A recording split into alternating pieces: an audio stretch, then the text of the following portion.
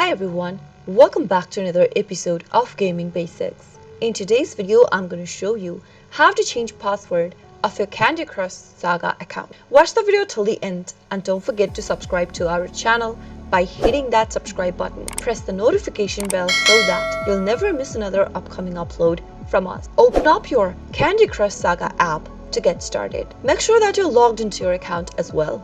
Once you're inside, click on the gear icon at the bottom left. Now click the My Account button under Settings, scroll down and click on Change your password. Enter your password in the text box that you are currently using for your King account and click Submit. On the next page, type in the new password you'd like to set.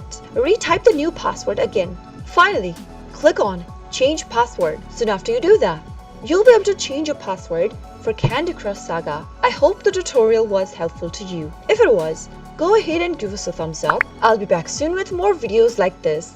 Thanks for watching.